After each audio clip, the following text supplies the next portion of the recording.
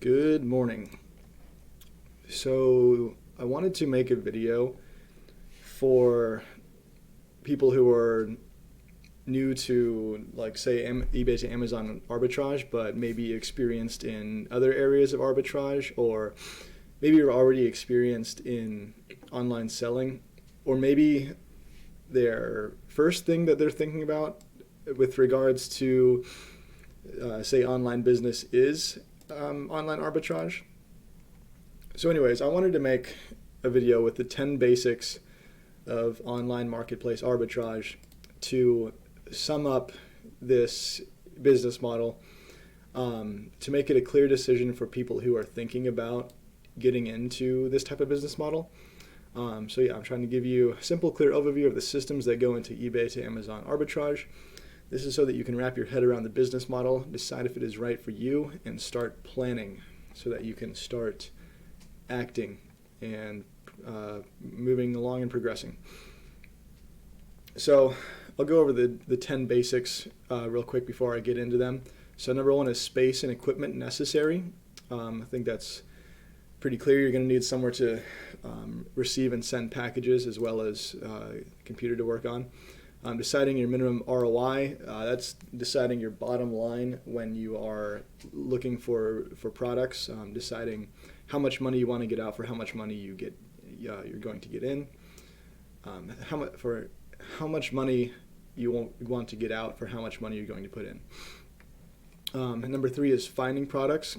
Finding products to sell on Amazon is very important, because if you're not finding the right products, then you're not going to have a lot of success. That's why I have a star next to this and this. So between finding products and buying products on eBay, these are the most important parts of your business, because if these aren't happening, then nothing else can happen following this. So number 5 on this list of the 10 basics is managing your returns. So for example, when you buy products from eBay sellers, you're going to have a lot of people sending you things that are not what you expect, so you need to return that. You'll also be getting returns from Amazon sellers, but that's not always something that you can control, because a lot of people just change their mind. Number 6, shipping products to Amazon FBA. Number 7, holding the buy box. Number 8, analyzing your success. Number 9, reinvesting Amazon payouts into buying more products. I should have a star next to this also, because this is almost as important as those two things. If you're not reinvesting, you're not growing, and you're not really going to be making money in the long run. Number 10, keep the process as simple and cheap as possible as you grow. I'm going to get into that in detail also, because I have a few important things to say about that. But for now, we'll just start at the beginning here. So, space and equipment necessary. Number 1, a secure place to receive packages from eBay sellers, somewhere packages won't get stolen. So if you have a house and you're home all day, that probably won't be a problem. If you're at an apartment complex where they have a secure mailroom where they receive the packages for you, that probably also won't be a problem. If you have some sort of package receiving service from a local shipping company, like for example, if you have it set up that you have some kind of like post office box near you, that may also work. Some eBay sellers might not ship to your PO box. Just keep that in mind. I think there's probably larger parcel versions of PO boxes. I just haven't had to look into that because we just receive packages at our office warehouse. So number 2 is a computer, hopefully a fast computer. That's really just because you need to be able to access the eBay and Amazon websites. You might need some extra software to go with that, and it's helpful to have a fast computer so that you're not waiting on it. Number 3, a printer and label sticker paper. So you need to be able to print labels for individual products themselves, and also for the boxes that you're going to be shipping these products in on their way to Amazon. Packing materials. We like to use UHaul boxes because they deliver them to you for free and they're really cheap. So cheapest boxes that I'm aware of are at Walmart. I think their large boxes are like $1.70 or something like that. And U-Haul's boxes are really comparable, but I would say they're better boxes, and having them delivered to you is a lot nicer than having to go get them, and they may not even have as many as you need. So U-Haul large size boxes is perfect for Amazon products because when they're full, they're generally just under 50 pounds. If you have like an average size and weight product, like the kind that we're dealing with, like smaller product boxes. So like I said, U-Haul large size boxes deliver. That's the best way we found to do it.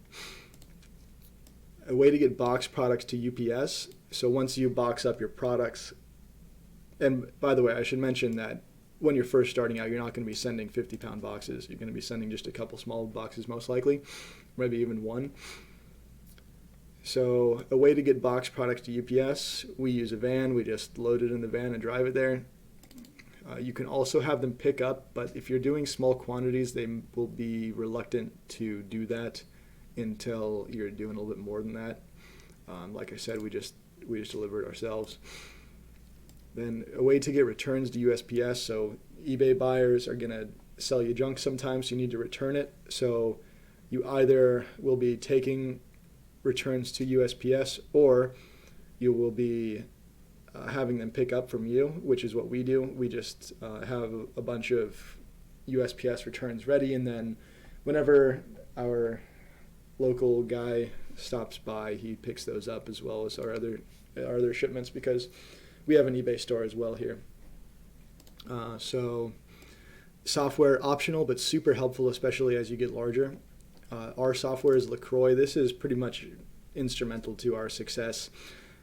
I apologize that neither of the versions of our software are really ready for commercial use right now, but that's why we're working hard collecting emails so that when it is ready, we can notify everyone whose email we have that it's ready to launch. It's free, by the way. It's going to be free for a while.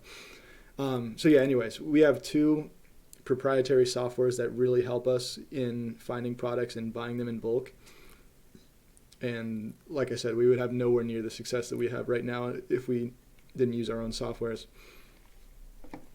Second is Jungle Scout Pro. So Jungle Scout Pro looks like this. It's right here.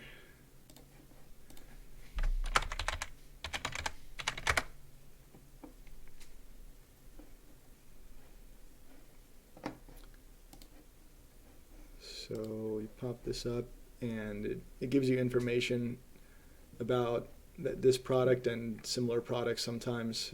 So here we'd have the price. If this was in a major category, it'd tell you the monthly sales, daily sales, and revenue if you were selling at that amount. So this is super helpful, especially on like major pages like this, because it'll tell you all the information for everything in a search. Like, so for example, here I searched TI-84 plus CE, and 352 results came out. So I can pull the data on all of these results, and then I can analyze that to see which ones I want to try to sell on Amazon. So this software is super helpful. And like I said, all these softwares are optional. So they're not necessary starting out. So don't feel like you have to make a big investment and learn how to use all these different like complex softwares, because you really don't. In order to start out, all you have to do is buy one product on eBay and sell it for more on Amazon. That I would consider that starting. So don't worry about that yet. Another helpful software is Keepa. And like I said, these are all just kind of to let you know about what's out there. So this will tell you things like the Amazon price, new price, used price. It'll tell you sales rank. I don't know why it's not showing up. It's not very helpful right now. Okay, yeah. Anyways, things like who owns the buy box, where the buy box is at right now. Buy box is whoever has the buy it now and add to cart button. See here, we have Amazon. There's way more sellers than just Amazon. You can see there are 232 different sellers on here, and the buy it now is owned by Amazon, which is probably means they have a combination of fast shipping, lowest price, or just the highest quality, the best quality control. And a lot of times Amazon will just hold the buy box, and I'll get into that later. So that's the buy box. Anyway, this is Keepa right here. It's a Chrome extension. This doesn't come up on most Amazon pages. Inventory Lab. This is one that I'm not going to pull up and show you too much about it. But anyways, this is the home page here, and you can see it helps you if you're doing a lot of volume of products. If you're shipping in a lot of products at once to Amazon, it's really helpful to organize them all so that you're not doing everything manually. Like for example, we have a barcode scanner that can scan the barcode and tell us what each product is, and then it'll automatically print out labels for us for those. So that makes the process, I would say, probably as much as 3 times easier or more. So none of these are free. There are free versions and trials of these softwares that I just showed you, except for ours. Ours is free. But anyways, those are some things you want to look into as you grow. So that was the space and equipment necessary. All of this. And I'm going to have this whole document here as a PDF on this video. So if you want to download this, it's just in the description. It'll be available as a PDF. So deciding your minimum ROI. This is step basic number 2. So we go with a minimum 35% ROI. So that means every time we put in $100 into this system, into this like entire business model, we expect to get 135 out, and that's our bottom line. So it makes it really simple when we're making buying decisions or when we're negotiating with possible suppliers. If somebody who has a lot of a product we're looking for can't match our 35% ROI, and this is after Amazon fees and costs and things like that. So this is like profit right here. We expect to profit $35 on every $100. So if a supplier can't match that, we say like, sorry, but we can't do that. You know, we have rules we stick by. That's the minimum. And for you starting out, you're not going to be talking to suppliers. You'll just be looking at eBay listings. Like, so for example, if you think that Texas Instruments things will sell well, you're just looking through listings and saying like, oh, maybe this one at this price, maybe I can sell this for a higher price on Amazon. And then you check, and then you think like, okay, maybe whatever this is, this model number, and 5 of those for this price, maybe that'll sell for more on Amazon. You look it up and see what the price is. Maybe this will sell for more. Maybe that'll sell for more. Maybe that'll sell for more. That's kind of how it is starting out until you start to like learn systems and things like that, which we do have a lot of videos on some more like complicated but more effective ways to, like a little bit more in depth, but ways that are going to be more efficient and effective to find more products. But again, starting out, just all you need to do is find one thing and sell it for more. So we range from about 35% to 400% plus. Our record return on investment for products is probably around 500% or more. Sometimes we get them really cheap. We average 80 to 90% return on investment for when we put into these. So we're profiting 80 to 90% on, we're profiting $80 to $90 on every $100 we put in. And this is all before fixed costs. So fixed costs are important. They can add up. But if you can keep them really low, they can be, at some point, they can become less and less of a burden. So some physical costs to think about are your physical location. So if you're working out of your house or your apartment, then whatever it costs you to run that physical location. If you're working out of a warehouse, then it would be whatever your warehouse costs are, whatever your electricity costs are, all that stuff combined. Amazon returns, so sometimes people aren't going to be happy with what you send to them, or sometimes they're just not going to want it. That happens pretty often. So you have to expect that you're going to lose some money from people returning your products. Sometimes you can sell them again as used. Sometimes you can just sell them on eBay, whatever. Software is going to be a fixed cost. If you get a lot of good software, it's going to be expensive, but it'll be worth it if you're doing a lot of volume. So that's optional. Labor is optional if you want to have people working for you. If you eventually you want to do only a little bit of the work yourself, or only the most important work yourself, and have everything else taken care of by other people, that's going to be a fixed cost, of course. And then there's lost product and other efficiency leaks, a lot of them going unnoticed. So there's a lot of things that you may not notice are happening. Like, for example, products will get lost. Any other efficiency leaks that could happen. Things could get damaged during shipment. I mean, there are probably things that I don't even know about because our business is pretty complex at this point. So there's definitely going to be lost efficiency in there, and I can consider that a fixed cost. So anyways, that's number 2 here, deciding your minimum ROI. And I just want to show you what we're working with right now, just so you actually believe that, like, we have had some success, not sex. We don't have that.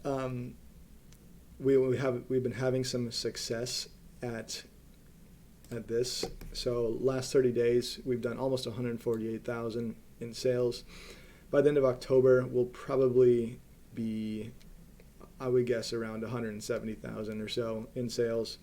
Last month, we were at maybe 90 to 100,000. The month before that, we were at like 68,000. So we've been growing like crazy. Like, just 2 months ago, we ended the month at like 68,000 in sales. So we're getting much better at this much faster. And a lot of that is because of the compounding effect of reinvestment.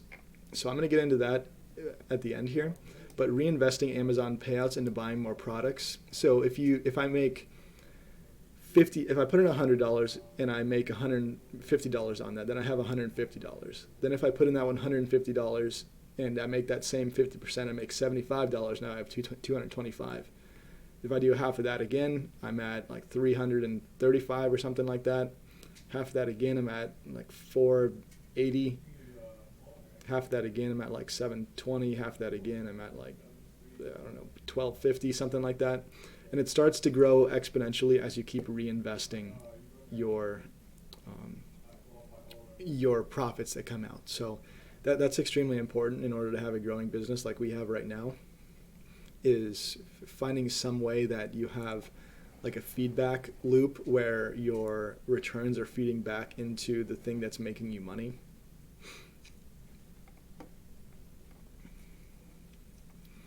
So number 3, number 3, finding products. I'll go through all of this. So our software coming out soon is going to make this process easy and fun. We already use both of our softwares here in our office. I use our original software, and Ty uses our latest software. And we both, like, for both of us, it's absolutely necessary for how successful we are to be using our own softwares that we've made. That's why we've been trying so hard to actually get these out so that you guys can use them too. Because then this will be way easier. We already have, okay, yeah, I basically said all that. Follow the link below to be notified at launch.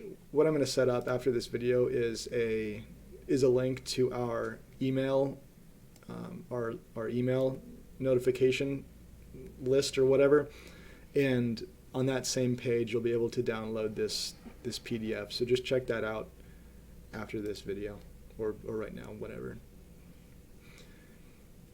So finding products. Products should have a minimum 5 monthly sales on Amazon. That means they're moving fast enough for you to get your return on investment or your money back and then your profit in a significant amount of time. So for example, if you want your money back in a month, you wouldn't want to buy more than 5 products of a product that sells at five per month. So absolute minimum 5. If something sells at like 1,000 per month and you buy 30, it's going to sell out in like just like a day, your first day that it gets into Amazon. So you want to pay attention to the high monthly sales, because if it's not selling, then your money's sitting and you wasted your money.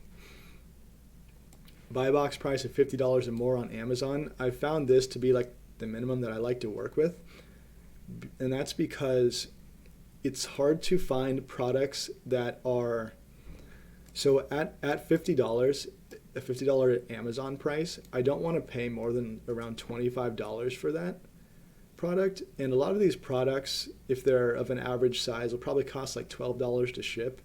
So that means that the eBay seller is getting only $12 before whatever they paid for that. So it's very rare to find products that are worth less than $50 for really cheap on Amazon, because no one wants to sell their products that cheap because they'd lose money. So I like to stick with above $50. I probably over-explained that point, but stick with above $50 Amazon buy box price. Okay, and you need to be able to sell that particular product and brand on Amazon, particularly in FBA. You don't want, it's so much easier to make this business model profitable if you're not doing all of the labor and the dirty work yourself.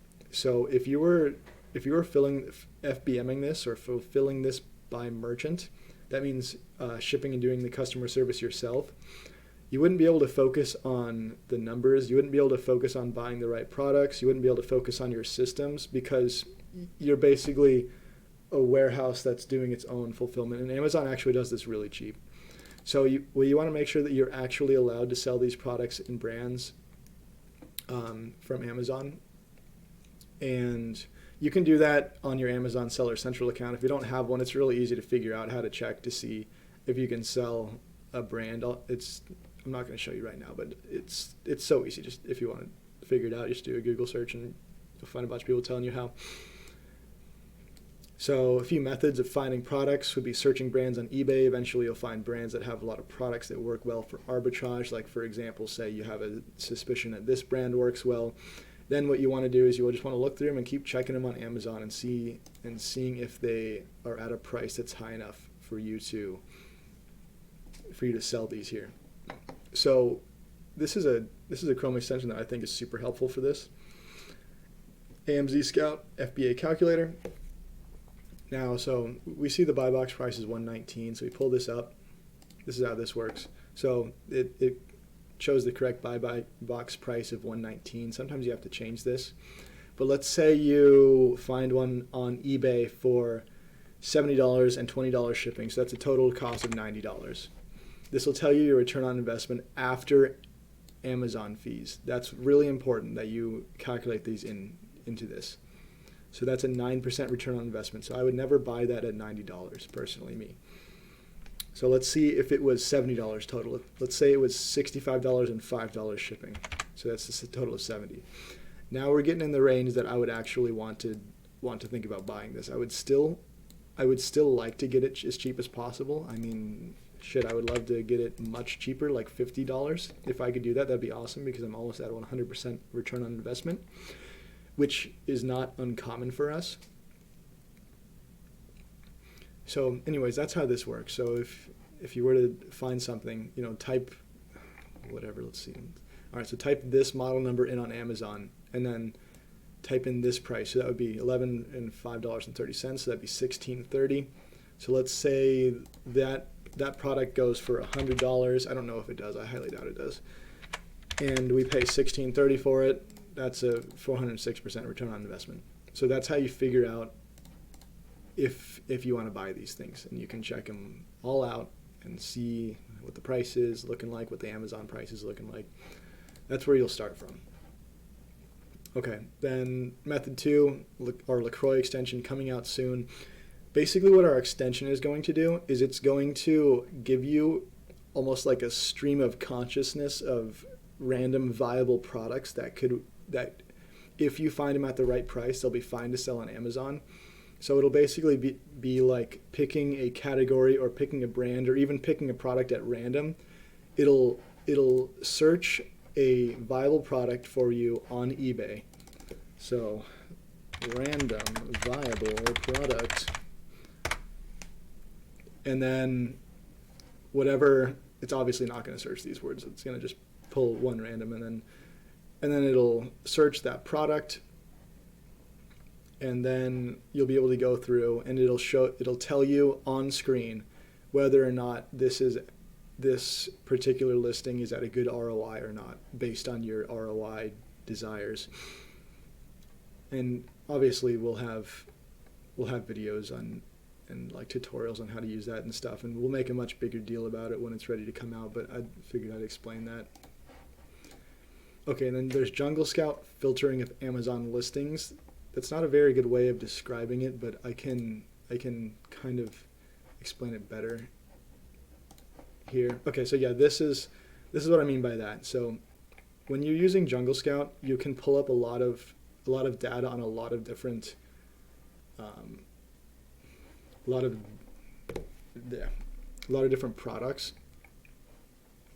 and then you can look through all of these and say like the ones that you see have high monthly sales and a high price. So for example, this high monthly sales, high price, then you can go ahead and search this on eBay, and you can see if you can find it at the right price for this Amazon buy box price. Like here's another one: high sales, high price, low price, high sales, high price, high sales, high price, high sales, high price, high enough sales, low price, high price, high sales. You can see what I'm getting at. When you search the right things on here, you can find lots of different products, and you can start collecting all of this data so that you have a lot of products to choose from. That's what our original LacROI software was really good at doing, but unfortunately we ran into some pretty permanent problems as far as we can tell right now, that got in the way of us actually putting it on like the real online market. So for now, it's just going to be proprietary, and we'll let you know if it comes out in a consumer form. So moving on, so far we've covered space and equipment necessary, deciding your minimum return on investment, finding products. Now we're on to buying products on eBay. So I kind of touched on that a little bit just a minute ago. So you want to remember, every time you look at a product, you're thinking like, okay, 35% return on investment, minimum 5 monthly sales, $50 plus, and you're allowed to sell that product fulfilled by Amazon on Amazon.com. Okay, I showed you the Amazon Scout FBA calculator, basically like, so let's pick some random shit here. This looks interesting. All right. I'm going to pull this model number. So this is going for, what is that, 90, 95. So I'm going to type that in here. There it is. So it's actually going for a little bit cheaper on Amazon than it is on eBay. But you can't just expect everything you look at to be the right buy. So then I would pull up my handy dandy Amazon Scout calculator, and then I would see like, okay, what do I need to get this at in order to get my minimum return on investment? So $70, nope, not going to work. $50, all right, we're looking good there. So I want it, around $50. My absolute maximum looks like $53. I don't like to go down this low in return on investment most of the time. So I'm going to try to start, say, at $40 on this product, or even less maybe. I don't know. But see that this is $79 or best offer. And then I can check Jungle Scout, see how many monthly sales it has. Doesn't look like it has a lot of monthly sales, but it has a lot of reviews, and I can't tell if that's a high rank or not. Sold by FBM. It looks like it could have some movement on it. It's hard to say. If you wanted to, you could test it out. Like, so for example, for me to see if I want to buy this product, and it has 3 available, so I would probably buy all 3 of them, but I would say like, I'm gonna, might as well try here, 30 at $3 each. So I'm gonna try to pay like 90 for all 3 of them combined with $16 shipping. And then that way I know that I'm going to triple my money by buying this. So, fuck it, I'll just go ahead and try it out. There, we'll see what happens. I don't know what's going to happen from this, but I don't even know for sure that this product is going to move because it won't tell me the monthly sales. Something I can do here is I'm not going to be able to know from this either. But if I get 3 of them, I can probably figure out a way to sell 3 of these products, so I'm not too worried about making that offer there.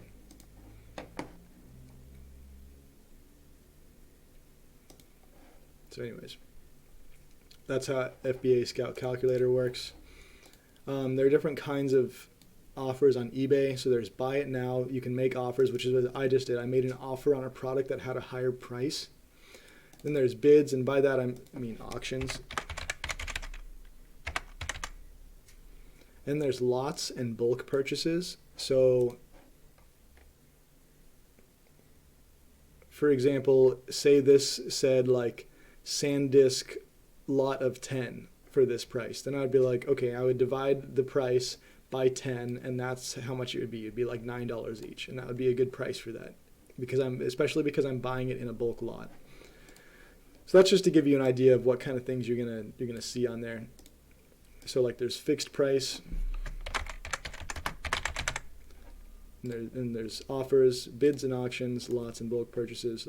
That's basically buying products on eBay. Next, managing returns. You're gonna have a lot of people send you used things that they say are new. You want to return them on eBay as not as described, because they were described as new and they came used, as quickly as possible. It's easy to put this off because it's not very fun. You just want to get it over with. Like I said here, this part is not enjoyable. Just get it out of the way as soon as possible. You have a short window to return things most of the time. eBay is really, really buyer focused.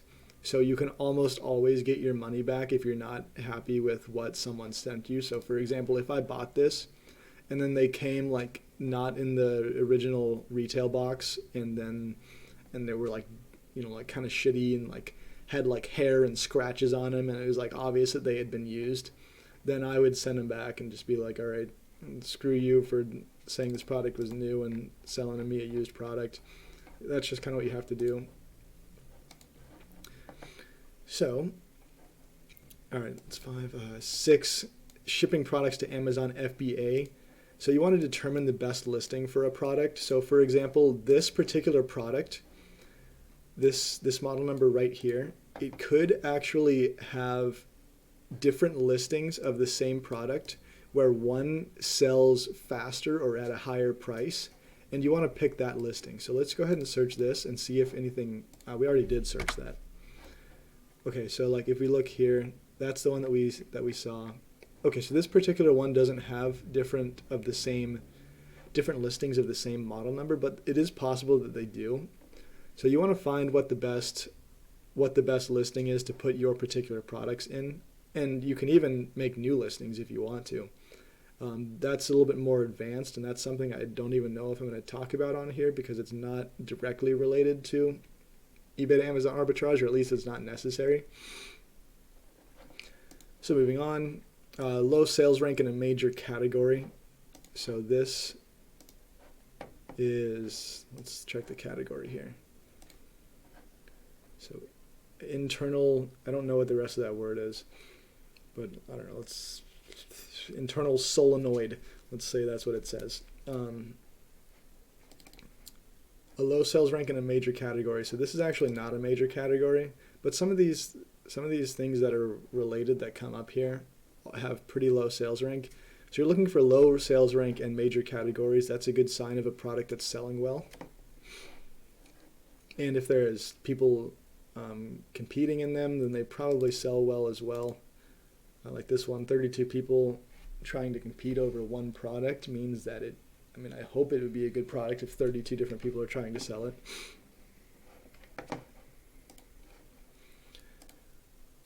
Make sure that you're sending them into Amazon as fulfilled by Amazon, so Amazon takes care of all the dirty work. Again, like, it's much easier to focus on really making a good business if you can outsource the physical part of it, which is the shipping, the customer complaints, all that kind of stuff. Fulfilled by Amazon is really nice for doing that.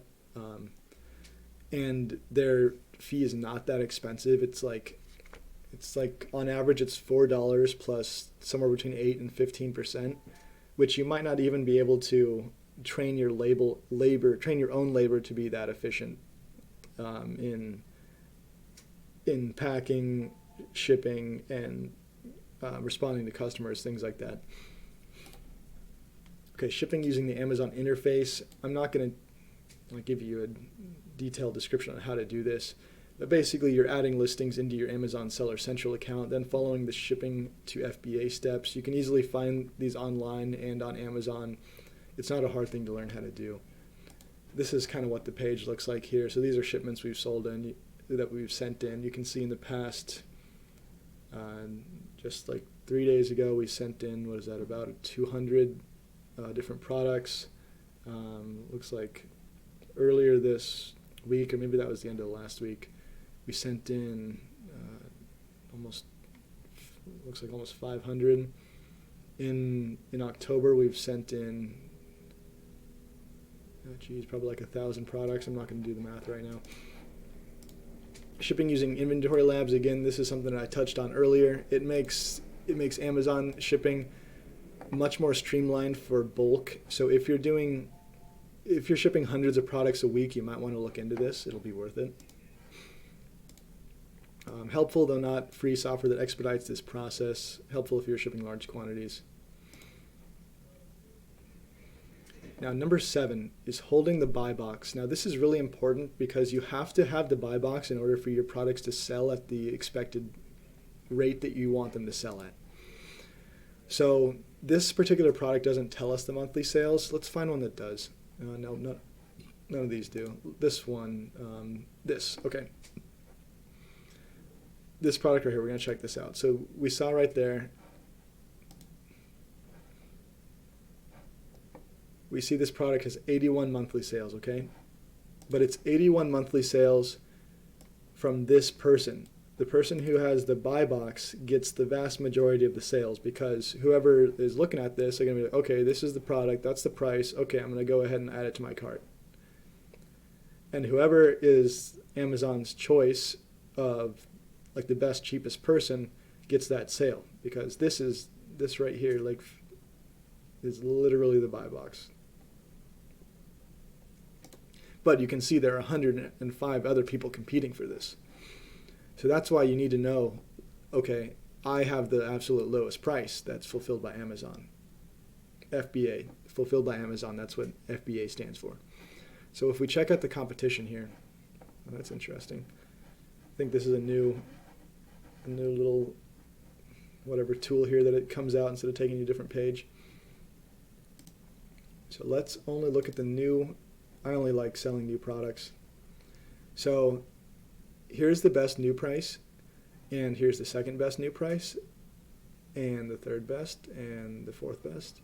So you can see this person is beating these people by quite a wide margin. So if we wanted to beat this buy box seller, we would have to beat this price. So we don't even think about these prices. We don't hope like, oh, maybe if I price it at $450, it'll still sell. You want to beat whoever the top person is. And if you can't beat them, then don't even bother messing with this particular product. Okay, I think that pretty much sums it up.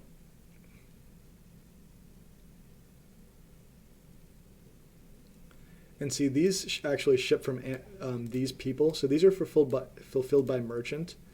So Amazon prefers that they fulfill it, and they'll give you the buy box over somebody who's shipping it from their own warehouse. Probably just for quality control reasons, I would imagine. So if you can be FBA and the same price or cheaper than the best competitor on here, then you're going to get the buy box, and you're going to get the vast majority of these 81 sales per month.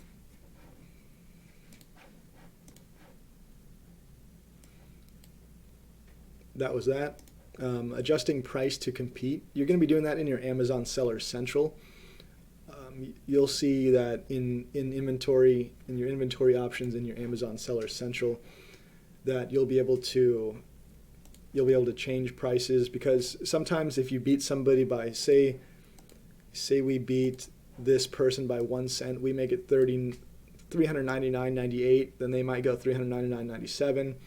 You might have to change your prices here and there to get your things to sell out. And obviously, if you only have one unit of this, then you're not going to have much trouble selling one single unit, because then you might have to drop it 1 cent to beat this person for one sale. And then it goes out and this person's like, okay, I don't care. took one of my sales, big deal. Okay, competing with Amazon. So if Amazon owns the buy box for a certain product, so this, I think Amazon has this buy box. So see, ships from and sold by Amazon.com. It's very hard to compete with Amazon because they will try very hard to compete to beat your price. Okay, so we have 232 competitors here. Amazon will try very hard to compete with your price. And sometimes even if you beat them in price, they won't give you the buy box anyways. So this, we can say this is a fulfilled by merchant. So it ships from this person. This one ships by this person. Okay, so this is a fulfilled by Amazon. We can see it ships from Amazon.com, but it's sold by a non-Amazon seller. So Amazon is selling for $119, and this person's selling for $120. If this person drops to, say, $115, Amazon might drop with them and just undercut them once again.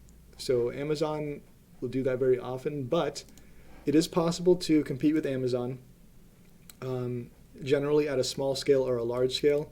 A small scale when you can have really close attention to detail, and a large scale when you can actually beat them at that particular product by holding the price lower than Amazon's willing to hold it down. So at a small scale, we're looking at incremental daily price changes. So for example, like bringing your price up and down a few times a day, like faster than Amazon will adjust with you, so that you get, say, half the sales in a day, for example. Or just keep dropping it by 1 cent, like faster than Amazon will drop by 1 cent. And then you can drop $1 by dropping 100 times. And then at a large scale, you can actually beat them at that product. So if you can go down in price and then hold the price there and compete at a low price longer than the Amazon algorithm is willing to compete with you, then you can actually get Amazon to just give up at that product, and you will just own the buy box on that product because Amazon's like, okay, we clearly can't compete, we're just going to give up. So we've done this before with a few products. So like I said, that's how you beat Amazon. And very important part of this, one of the 7 basics, is holding the buy box so that your things sell. So number 8 is analyzing your success. You need to know when you're doing well. Because if you don't know if you're doing well, then you're kind of just like buying random shit and hoping you're going to see money in your account later. So analyzing your success. Success looks like, 1, product selling out within your expected time frame. So you generally don't want to have more than 1 to 2 months of inventory at any given time. So if we take a look at this product that we were just looking at a second ago, and we say, no, not that one, this one. And we say, okay, if this product sells at 81 sales a month, and we have the buy box, then if we have 40 units, it should sell out in half a month. So we would expect in about 2 weeks, most, if not all, of our units to sell. If we have 160 units of this product, we expect it to sell out in about 2 months. So if a month goes by and we've only sold 10 of our 160, we know there's a big problem, and we need to figure that out because it's not working how we expected it to, which means we need to figure out why we're not being successful at this particular product. So that comes under here, product selling out within the expected time frame. And then the second point in that is that you generally don't want to have more than 1 to 2 months of inventory at any given time. So for this product, you don't want to be waiting half a year to make your investment back.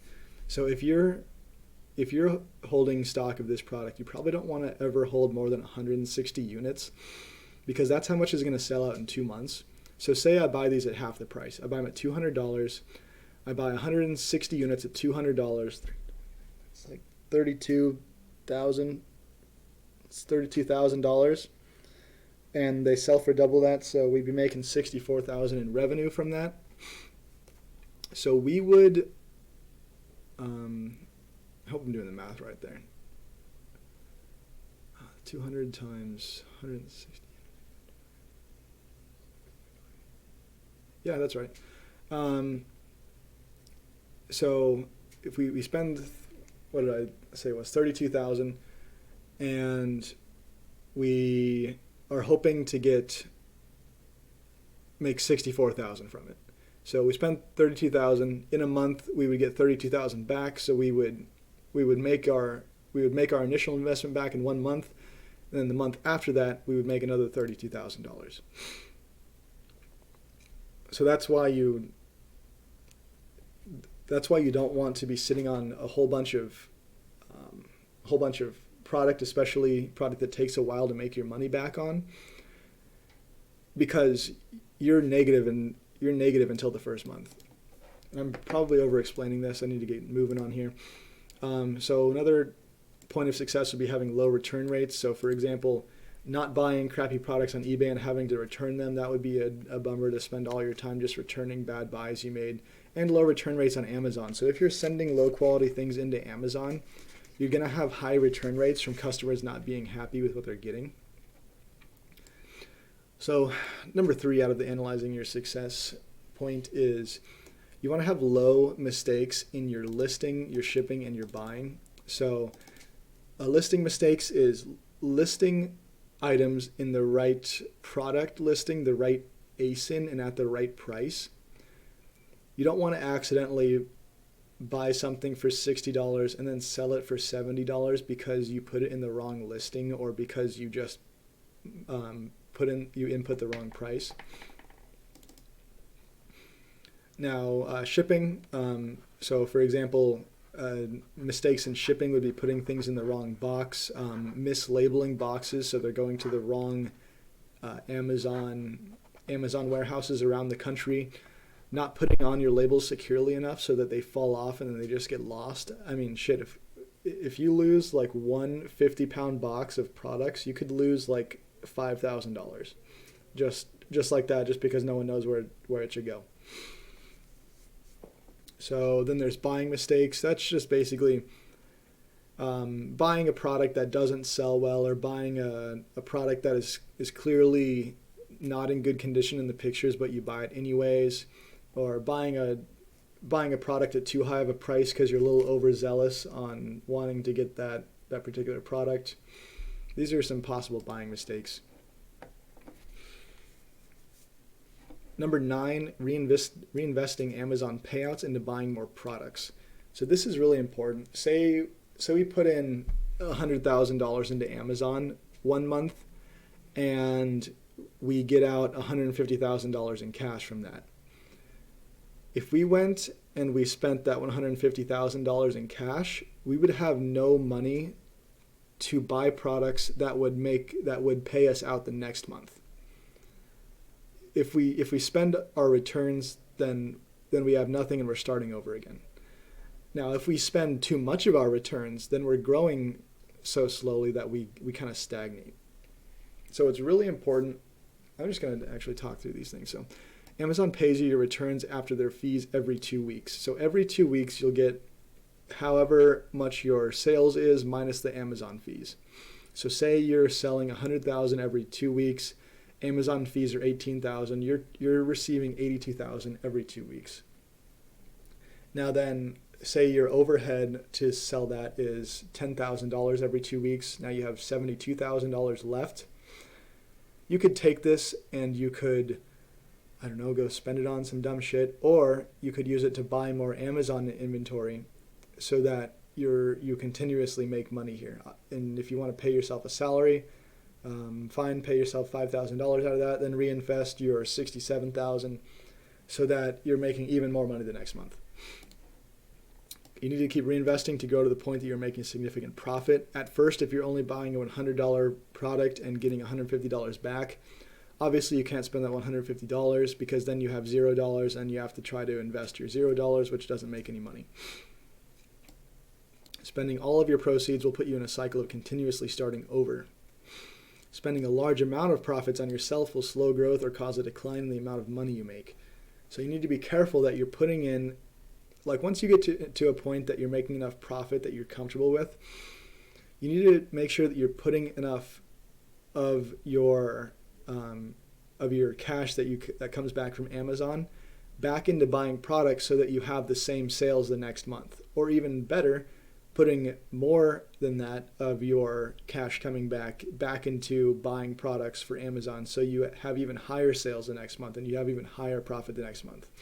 The longer you can put off spending your profits on yourself, the more money you're going to make in the long run. So that brings me to this point. At first, it is best that you spend none of your revenue on yourself. Just use it to continue buying inventory until your cash flow stabilizes. I don't know if that really needs explaining. It's just basically you need high sales and low costs so that you have high profit. And if you can keep investing that profit and keep your costs low, and then your revenue just keeps going up, your profit is going to keep going up. And that really is how it works. Keep the process, this is number 10, keep the process as simple and cheap as possible as you grow. The last point on here, and it's kind of more of a recommendation than it is a real part of the business, but I think it's really, really important. Keep the process as simple and cheap as possible as you grow. Don't let 1,000 tiny tasks build up to take all of your time. Stay simple, stay efficient. And I would say on that same point,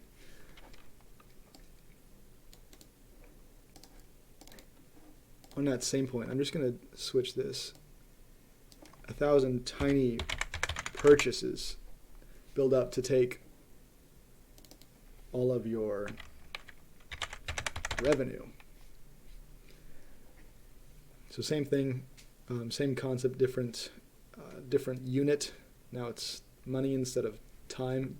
Don't let 1,000 tiny tasks build up to take all of your time. Stay simple and stay efficient. Otherwise, you're not going to have enough time to solve problems as they arise, and you're not going to have enough time to make more strategic decisions to improve your business as the opportunity arises. Don't let 1,000 tiny purchases build up to take all of your revenue. Stay simple, stay efficient.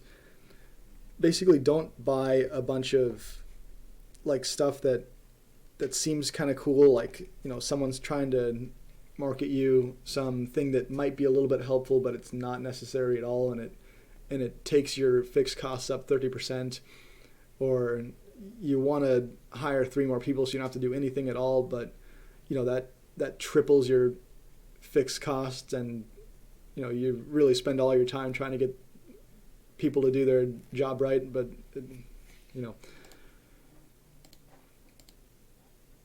anyways, keep your overhead as low as possible. That's what I'm trying to say. Keep your time as simple as possible.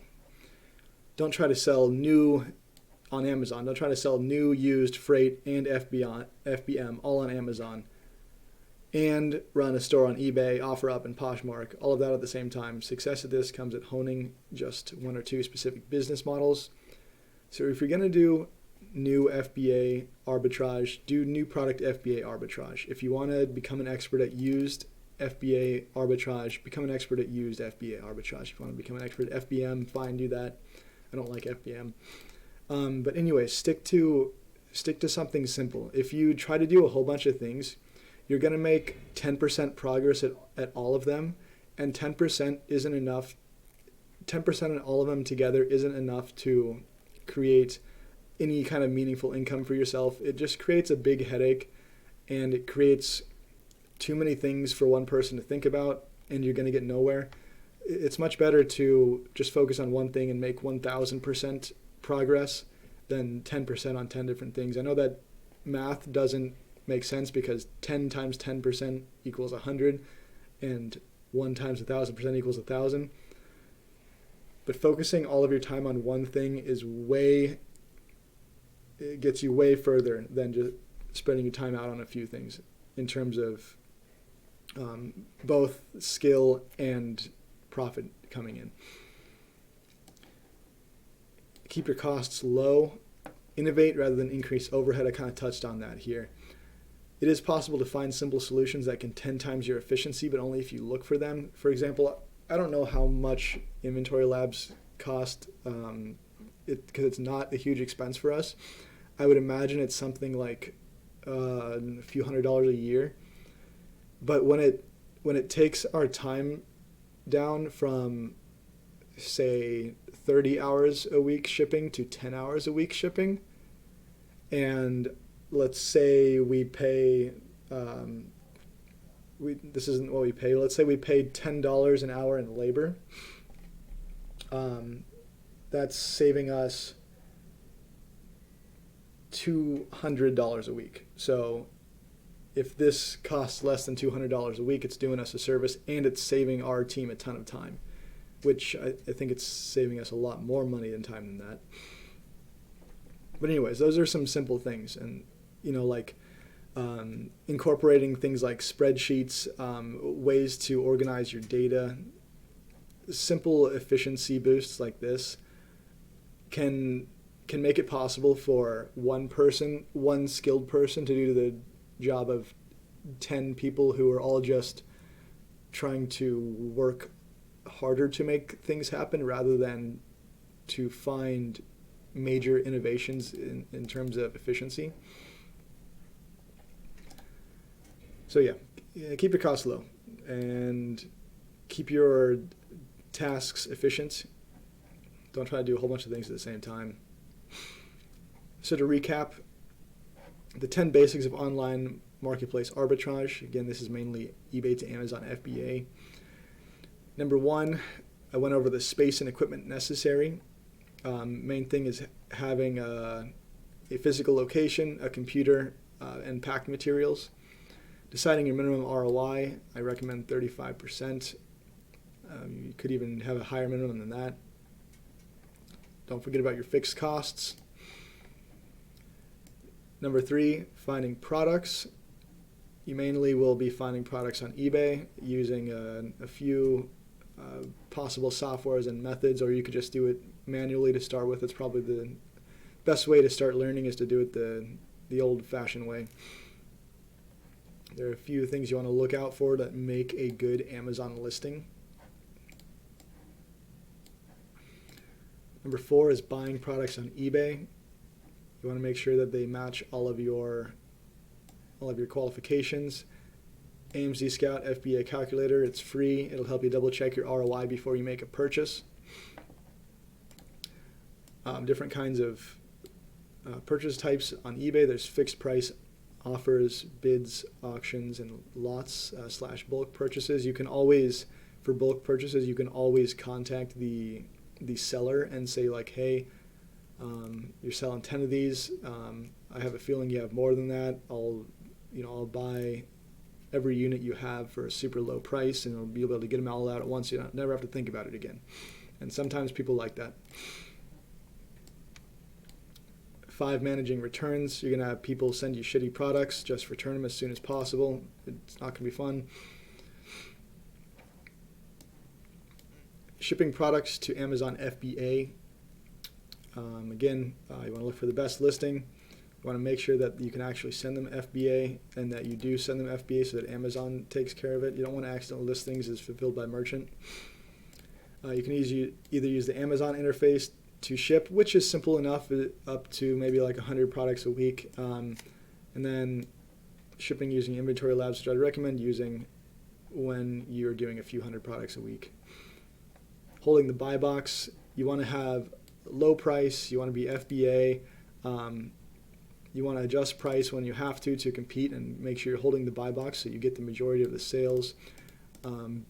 Competing with Amazon can be done, but be careful about it. Sometimes at first you might want to avoid even selling in listings that Amazon is competing very aggressively at. And that can be done. They don't own every single product. They don't even own a majority of them. Analyzing your success, making sure your products are selling at the right rate. You want to have low return rates from your Amazon customers, low return rates back to eBay sellers, low listing, shipping, and buying mistakes. Number 9, reinvesting Amazon payouts into buying more products. You always want to reinvest your money. Take a little bit out if you need to, but if you want to keep making more money, and if you're making enough money and you want to keep making what you're making, you still need to have a set amount that you reinvest every couple of weeks or every month in order to keep that money still coming in. That's very, very important to almost any type of business, really. Number 10, keep the process as simple as cheap as possible as you grow. Don't let little tasks build up. Don't let a bunch of expenses build up. Don't try to do a bunch of things as possible, and innovate rather than increase your overhead. Okay, so that sums these 10 basics of online marketplace arbitrage up. Thank you for listening. Again, I'm going to set this up so that you can get this PDF, and I'll be doing that sometime soon. If I forget, which hopefully I don't, just let me know in the comments. And hope you have a good rest of your day. Bye.